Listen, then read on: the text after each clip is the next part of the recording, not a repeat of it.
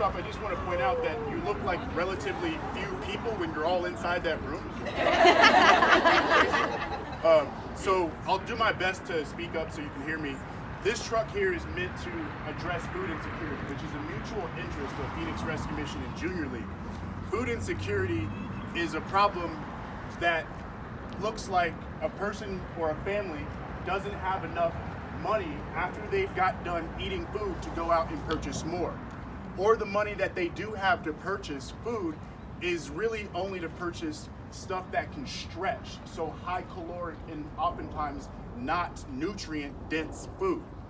Oftentimes in the communities where we work, you'll find that moms and dads, moms especially, are taking food off of their plates and eating less, not because they're on a diet actually, but because their kids don't have enough to eat.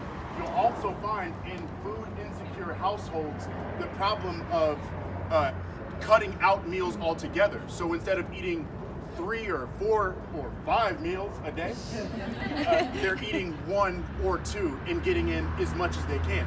And so what you find is in all of these situations, the problem of food insecurity is a problem of also financial insecurity. And so what we at the mission are trying to do is really 2 things. We're trying to address the problem of hunger, which is an effect of food insecurity. When you don't have the means to go get food, you end up hungry. And so what this truck will do is going to drive into low income, low food access communities, otherwise known as food deserts. And we're going to go to places where people don't typically get food, and we're going to make sure to first and foremost address the problem of hunger. But we know that's not going to be the end of it. We know that there are going to be people who need more than that. So I'll explain that as well. But as we go about addressing the problem of hunger, I know all of you can't see it, but Nicole, our Chief Development Officer, loves this because it's beautiful. You all love this. Yeah. I don't really care at all. I love that. Now that thing is a refrigeration unit. So what that means is we can take food that is healthy into places where they're normally eating out of bags and boxes. And then we can combat the irony of people who are food insecure getting obese, because the food that they have access to is only going to fill them with energy, but not fill them with nutrients. And so what this is going to do is sort of bridge that health disparity in some ways between people in low-income communities who oftentimes, not to be blamed, but will go after whatever they can get their hands on and give them the whatever they can get their hands on is something healthy. But for us at the mission, it never stops at we meet your basic need. That's where it always starts. Phoenix Rescue Mission, first and foremost, is a direct service agency. We meet people in their point of crisis, and we make sure to take care of that need. But we also are about elevating people to a different plane.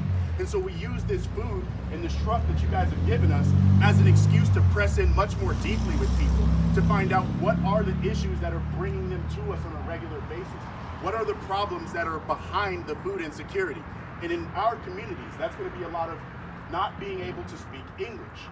The inability to speak English can impact, obviously, your ability to hold down a job that pays well, but it can impact your ability to access basic services as well. So often people who don't speak the language of this particular land shy away from going out into places where they can get help just because they're embarrassed about the fact they can't communicate well. And so what we need to do is use this as an opportunity to say, hey, we meet your basic need in a healthy way, but what else are your needs? When we're now starting to focus a little bit more on workforce development out in the community. So the same vocational development program that Nicole mentioned a little bit about is now supporting the work we do out in our non-residential community, meaning people not staying on our campuses.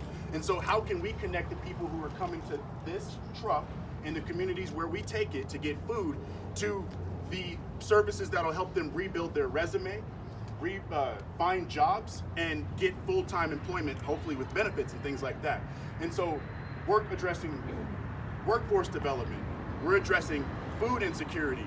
We have plans to further address, especially using this opportunity, financial education and literacy. And so this is about a whole lot more. This, again, I thank you that we're in this partnership to address not just hunger together, but that we're here to address actual food insecurity. So what are we going to do with this thing? There's a whole bunch of communities that we work in where there's not enough food. We're going to take this right into those places. So think about this. We get a lot of phone calls from people who say, we can't get down to you. An 80-year-old woman who has transportation and mobility challenges who just can't get down to the food bank. How is she getting food? She probably needs it more than the people who can come in and access it in many cases. But we have no ability to get it to her because she can't get to us until this thing showed up. So now we're trying to figure out how can we bring this even to individuals? Because the plan has always been to take food to communities. So for instance, one of my favorite communities, and you might hear all this on the news, I think, because I just had to do this spiel. But one of the places, as just one example of many opportunities that we can take this thing into, the school district that we work in is in one of the most impoverished congressional districts in the country. We have recently come up in the last few years from 435 out of 435. And in one of these areas, there is a school. The school on Great Schools is a 1 out of 10 stars. And it's right next to a low-income housing project. So a lot of the kids at that housing project are going to go over to that school. So here's the thing. At the school, there's relative equality somewhat, because from the hours of 8 to 3, they all have access to kind of the same stuff, right? Everyone can eat.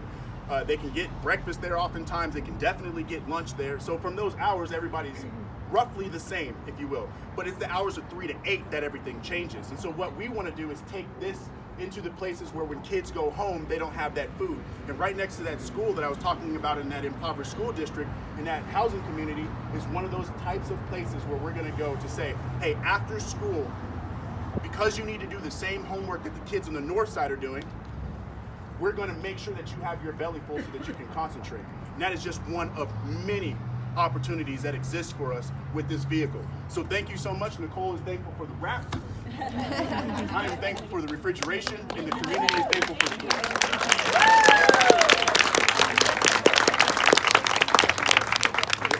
I was just going to say, we pulled archival photos from 1935, and there were a whole bunch of farm stands along Baseline that had these like chalkboards with what they had that day to sell in Phoenix, and so we actually copied the artwork from the 1935 food stands, kind of modernized it, but we used the same fonts and things, so that's how we did the wrap in the truck. So it's a true 1935 thing.